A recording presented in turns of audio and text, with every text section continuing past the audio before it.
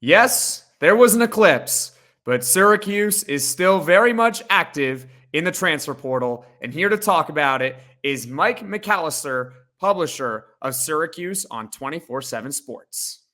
You are Locked On Syracuse, your daily podcast on the Syracuse Orange, part of the Locked On Podcast Network. Your team every day.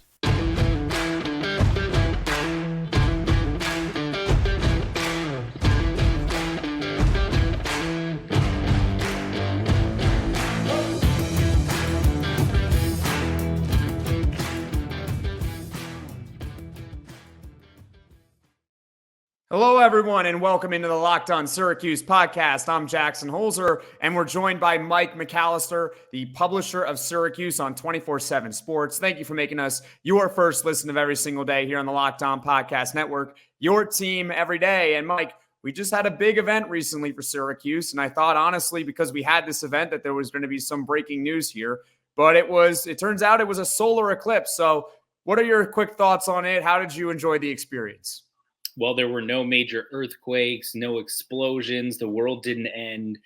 So I think that's a positive. The downside is, we've been talking about it with my son for the last couple of weeks, and he's been looking forward to it. And then we get all this cloud cover. And so we saw a little bit of it, but didn't get to see, I think, the full extent of it as some others did.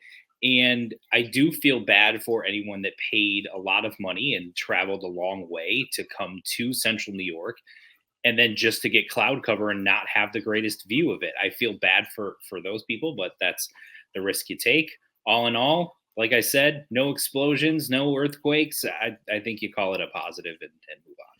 You know what? I honestly completely forgot about the earthquake, which was very minor here at Syracuse. Yeah. And honestly, I watched the eclipse, and yeah, it was cloudy, but I could still see it. But the glasses didn't work for me. I don't know about you. I couldn't see anything. I couldn't see anything. I would look in the glasses because of the clouds, if that impacted some of it. But so I could see the moon cross over, or whatever crosses over what. I'm not going to pretend to be an astronomer here. But all I know is I would look through the glasses, and the people who I was watching with were all saying the same thing, like, it's just pitch black. I don't think it's the clouds. I take off the glasses. I can see the eclipse. It's right there. Whatever. Yeah, we had the exact same issue at my house.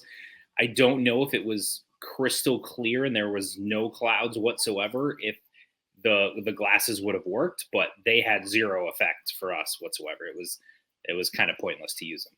Yep. It didn't really work out, but at the end of the day, everything seems to be all good here at Syracuse. So recently, Mike, there was an article that came out from the Sporting News, and I know you're aware of it, which had Syracuse as a top 10 team in the country for next season in its way too early edition. And I'll read the explanation for people that may not know, but it was, the Orange already have added transfer big man Eddie Lampkin Jr. from Colorado to a young group that wasn't far from being significant. A young team that could score but couldn't shoot now has a low post threat to add balance to the offense, but Syracuse could still use a shooter or two. So, Mike, what did you think of the article? What are your thoughts? Is Syracuse a top 10 team for way too early next season? Not right now, they're not. Now, does that mean that I don't think they could make a couple of big portal splashes and have people start thinking very highly of Syracuse, maybe not top 10, but top 25, and thinking of them as a tournament team? I know last year Syracuse made a huge splash early in the transfer portal season by adding JJ Starling, and that had a lot of people buzzing.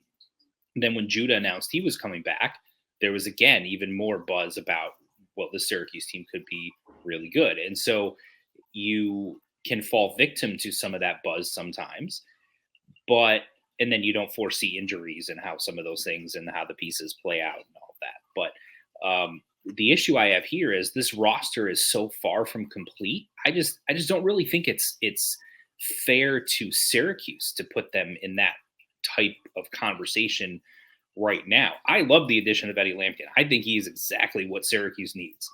But the shooting issue, which really hampered their offense for much of the season last year, isn't any better. Right. So, and we don't know, we know Judah's not coming back. Even though he hasn't made his official announcement. We'll leave all of that drama aside at the moment, but he hasn't made his official announcement, but that's the expectation, is that he's not coming back. And absent knowing who they're going to add to replace him, and they're also going after a forward to try to replace Malik Brown to add some more depth. I think there's a lot to like about this team potentially next year, but we got to see what the roster looks like. I just top 10 to me is a little extreme.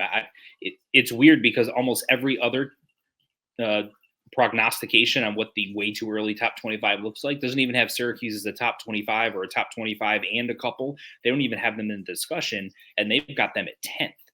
That's, even the most homerish, rabid Syracuse fan, I think, would think that's a little bit extreme right now. So yeah, I don't agree with it.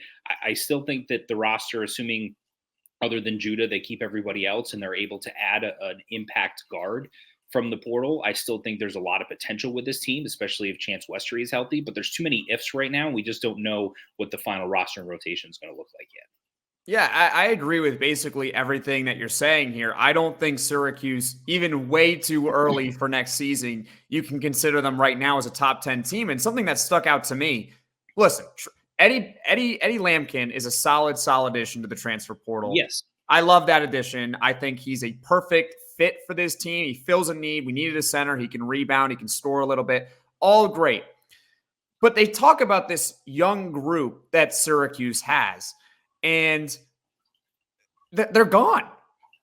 They're basically gone. I'm like, what young group are you talking about here? Because the expectation is that Judah Mintz he's not going to be back next season.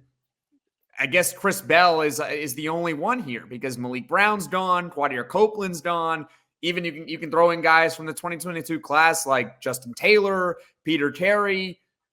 They're all gone. So I don't know. I don't see it yet. It's playoff time in the NBA and NHL. Baseball's in full swing, and FanDuel is your place to bet on every game. Right now, new customers get $150 in bonus bets guaranteed. That's $150, win or lose. Bet on everything from slap shots to home runs to slam dunks, all on an app that is safe, secure, and easy to use. And hey, guys, the Masters is coming up this Thursday. Who do you think is going to win? Well, my money's on Tiger Woods. Just kidding. It's actually on Rory McIlroy. I think he'll complete the Grand Slam. His odds are at plus 1,000 right now on FanDuel. What are you waiting for? Just visit FanDuel.com/lockedon and make your first bet an automatic win. FanDuel, America's #1 sportsbook.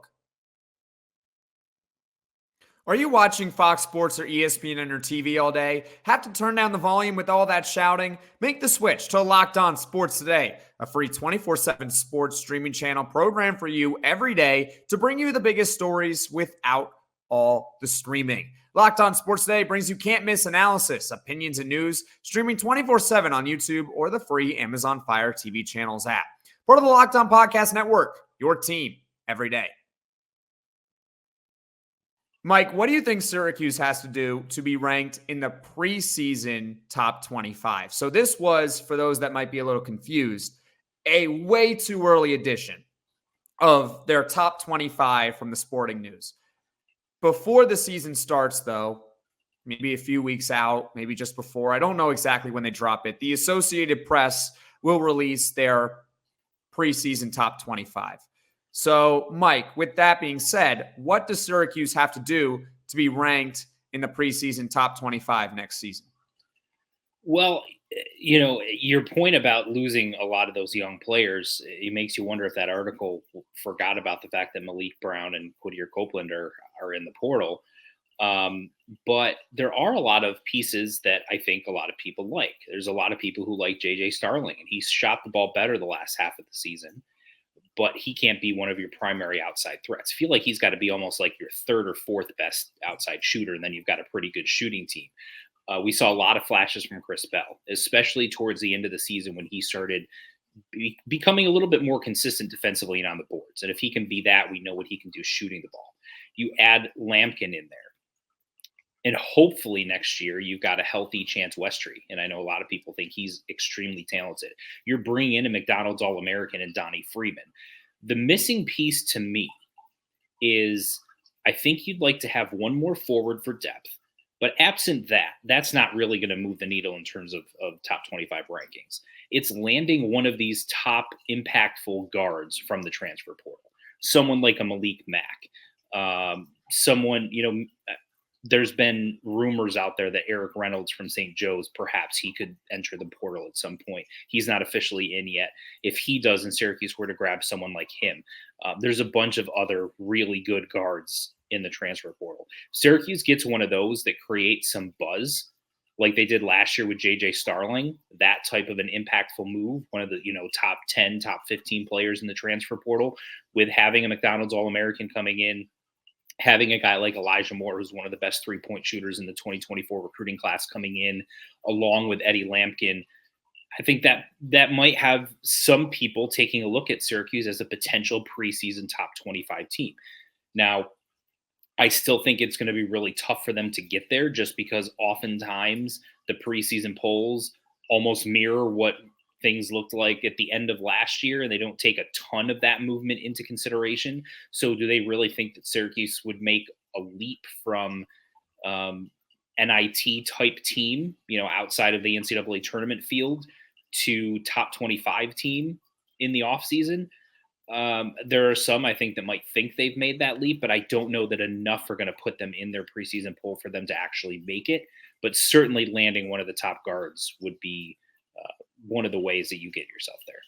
Well, what I would say about the top guards is, this is kind of where I will push back on you a little bit, is we're assuming that Judah Mintz is gone. So whoever they bring in is the replacement to Judah Mintz, right? If they are able to land a guy like Malik Mack from Harvard, he's currently the number one point guard available on On3 rankings right now.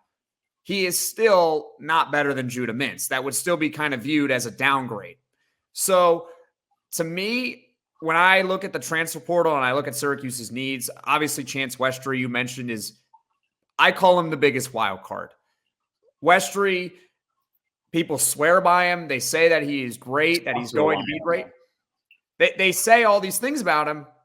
And Mike, we're going to pivot here to a little bit of Chance Westry talk. I don't know. I mean, he's played 11 games in 2 years. He got hurt each of those 2 years.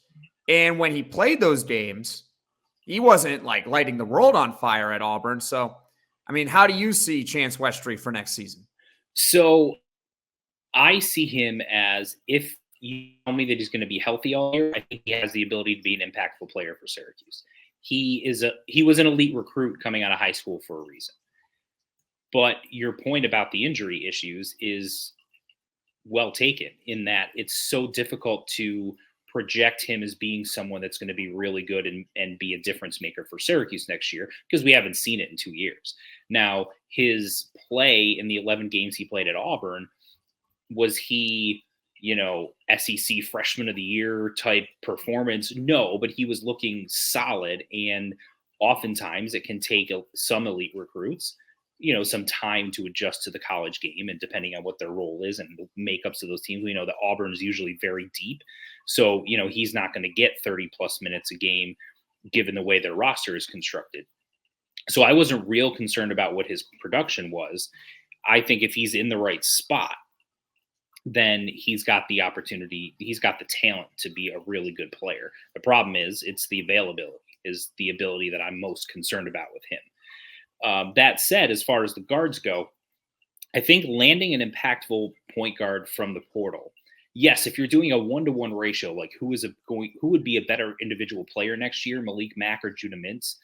Yes, Judah Mintz would be the better player, right? He's one of the elite scorers. He's unbelievable attacking the rim. He's going to be a 20-plus point a game scorer next year if he stays in college somewhere. All of that is accurate. But I'm not sure that's what Syracuse needs to make the team as a whole sort of take that next step, because his 3-point shooting hadn't improved from freshman year to sophomore year. It actually got worse. It did, right. So if you assume he doesn't make a huge leap from year 2 to year 3, you bring in a guy like Malik Mack, who's a better 3-point shooter, and you have more of that pure point guard. I think Judah's a score first guard, but JJ's kind of that way as well. They're similar in some ways in that they're attack off the dribble type lead guards. And if you can have someone who complements JJ a little bit better, even if the individual player, Malik Mack versus JJ Starling, isn't as good, then perhaps team chemistry wise, makeup wise, how they complement each other, that's where you could have some strength there. And then you're looking at the roster as a whole and hoping that there's some projection in terms of it being a deeper roster. When you've got Lampkin as your starting center now, and Naheem McLeod, who was your starter last year, is now your backup. You're adding McDonald's All-American. So it's sort of looking at all of those things. But you're definitely right. No matter what individual player you get, in most respects, it's going to be viewed one-to-one as a downgrade. You just have to hope that the pieces fit better so that the sum of the parts ends up adding up to a greater sum. Locked On has launched the first ever national sports 24/7 streaming channel on YouTube, and now it's also available on Amazon Fire TV in the free Fire TV channels app. Locked On Sports Today is here for you 24/7, covering the top sports stories of the day with the local experts of Locked On, plus our national shows covering every league. Find Locked On Sports Today now available on the free Fire TV channels app.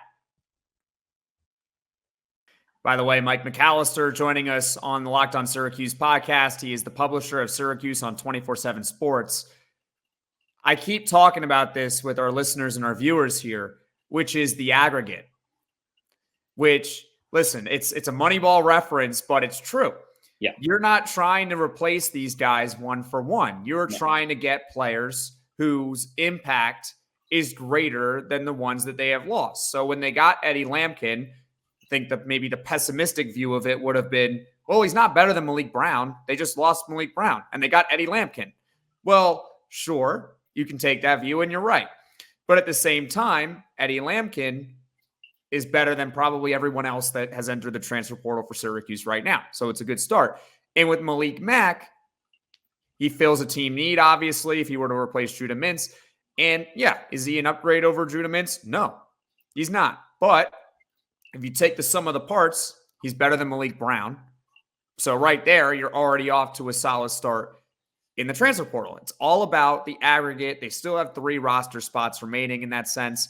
Mike, what are some similarities and differences that you are noticing for Syracuse and how they're attacking the transfer portal this year compared to last year and maybe even years prior? I mean, I remember when Cole Swider was a big-time transfer, and now I feel like he wouldn't even be the top 200 anymore. Yeah, it's crazy with how many players are in the portal. Sometimes it feels like there's more players in the portal than are not. That's just the reality of where we are in college sports. But the similarity is it feels like Syracuse has kind of went into the offseason looking for the same positions, meaning they want a guard. Now, last year it was to complement Judah Mintz. This year, it's to complement JJ Starling, who was the guy they got last year to complement Judah Mintz. So there's kind of some tie-in there. And then back to looking for a center. Last year, they lost Jesse Edwards to the transfer portal. And by losing him, they had to go out and find someone, and they got Naheem McLeod. Now, I think if Jesse Edwards had stayed at Syracuse instead of going to West Virginia, that Syracuse is the tournament team last year. Really? Yes. Their biggest issue, they had 0 rim protection when Naheem McLeod went out. When he was in there, he just didn't move that well. He offered nothing offensively. And when he went out with an injury, you lost all of your depth at not only the 5, but at the 4, because you had Justin Taylor playing out of position and you had no option to go anywhere else. If Jesse Edwards is the starting center and plays the whole season, you don't have Naheem McLeod. And Malik Brown is now spelling both the 4 and the 5, so he's still getting his 20-plus minutes. Jesse Edwards, you assume, is going to be at least as productive as he was the year before. So your rebounding is better with him and Malik Brown on the floor together. Defensively, you're much better with him as a rim protector, and he gave you much more offensively than anything they got out of the five most of the year, even with Malik Brown's production. So it just felt like he would have been such a huge addition. Now, some of the flaws still would have been there shooting wise. Yeah. But they weren't 7-8 wins away from a tournament bid. If you look at what their resume was as a whole, if they had won at Boston College and at Georgia Tech, they might have been in the tournament at 22-10. I mean, it seems add Florida State at home. Yeah, and Florida State at home. You give them those 3 games, so you don't think that Jesse Edwards makes an impact in 3 close games against inferior teams where part of their issues were some of those areas inside. You know, Boston College went right at Syracuse inside. The Georgia Tech game was brutal. Syracuse could not get a rebound. And I remember at the end of that game, Munir Hima is in to grab a rebound. That's the only reason he's in the game. He is 7 feet tall. His only job, I think it might have been the only time he played in the game. It was like the last 30 seconds. Georgia Tech had a big free throw where if they make it, they ice the game. If they miss it, Syracuse has a chance to tie. And Munir Hima can't get the rebounds. He can't box out his man against Georgia Tech. And therefore, the Yellow Jackets get the rebound. They win that game. And it was a terrible loss for Syracuse. Terrible. It was right after that North Carolina game, which gave everyone hope. I think you might have swayed me that Syracuse might have been, at the very least, they would have been closer to the bubble. Much closer to the bubble, yes. They might have been a play-in team, even an 11 seed. I think that's where they probably would have been if Jesse Edwards was on the team instead of Naheem McLeod. With that being said, talked about some similarities and differences. Mike, of the players that Syracuse has reached out to in the transfer portal, who are you eyeing most? Well, Malik Mack, I think, is the most interesting. I know I mentioned him earlier, and the reason he's the most interesting is because there is a connection to Syracuse in that he was a former high school teammate of Donnie Freeman, who's the 5-star McDonald's All-American that's coming in that we referenced earlier. So the fact that those two are friends and Donnie can sort of help Syracuse recruit there, that certainly helps. So he's someone I think that's interesting. I think Bryce Pope from UC San Diego is interesting. I think he's a really good player. He averaged 18 points a game last year. Now, he was a volume 3-point shooter who wasn't very efficient from the outside. I think he was 33, 34% in each of the last 2 years, but he was shooting 7-8 3-pointers a game. Now, what we don't know is he actually a really good outside shooter, but he was basically the only outside threat on his team, and so he had to take those shots, and opposing defenses were so focused on him that he really didn't get any good looks. Whereas coming to a place like Syracuse where you've got a couple of other guys around him, does he become a little bit more efficient as a result? You're not sure quite on that, but that's something to take a look at. But he's not really a lead guard. I think he only averaged 2 assists a game last season. He would be more of a 2. I think he would. So, there's been some reporting that Syracuse has been in touch with him. And he's scheduled a couple of official visits elsewhere, nothing to Syracuse yet. But how would he and JJ fit together? Would JJ have to slide over and play the 1 a little bit more, and Bryce would be the 2? I don't know how well that works, but he's at least someone that I'm keeping an eye on. They've had a couple of other guards that Syracuse has been in contact with. Roddy Gale. Yeah, that's a big one. Ohio State. He averaged 13 points a game last year for Ohio State, started, I think, 35 of their 36 games. He's from Niagara Falls, was a priority recruiting target for Syracuse back, I think it was in the 2022 recruiting class. So he's a really good player, but he's kind of more of a combo guard. He's not really a pure 1 either, but I think he's closer to that than what Bryce Pope is, and he's got multiple years of eligibility left as well. And then, of course, the in-state connection, sort of the big in-state school, that there's that as well. But so those are some of the guys. I know there's been a couple of other forwards that Syracuse has been, moderately linked to, but nothing overly serious.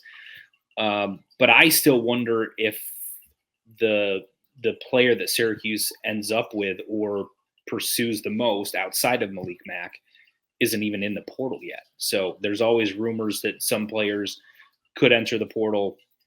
Kadary Richmond at Seton Hall. Yeah, I saw that one. There's been some rumblings about whether or not he's going to enter the portal now that their season is over after they won the NIT. Personally, I would hold him out or something because they might think he transferred. I thought I saw something that they held out Richmond or something. So he did play in the championship game and he cut down the nets, but him and Seton Hall's kind of always been a weird thing. Like he's been in and out of the starting lineup, but he's certainly gotten better since he's been there. But the journalist in me is looking for storylines. And with all of the chatter that there was between Joe Girard and Kadary Richmond when they were both on the roster at the same time, who should start? Obviously Boeheim was in favor of Joe starting, which is why Joe did start. But then there was a large portion of the fan base, or a vocal portion of the fan base, that thought that Kadary should have been starting. And there was that whole back and forth. Kadary leaves after 1 year, even though he had a strong freshman season, and goes to Seton Hall. And then the fact that Joe ends up transferring out after Boeheim retires, only to a year later, Kadary transferred back in. Like all of those inner working storylines, I would just find so fascinating that, I'm kind of rooting for that chaos to occur just because I think it would be interesting. Oh, it would certainly be interesting. I would play I'm Coming Home right here on the podcast. He'd be a great fit too. Bring him home. We need a point guard. He is a pure point guard. He is an elite defender. Like, one of the things that Judah did, I think, that went undervalued is even if he wasn't an elite defender possession to possession, he created turnovers every game.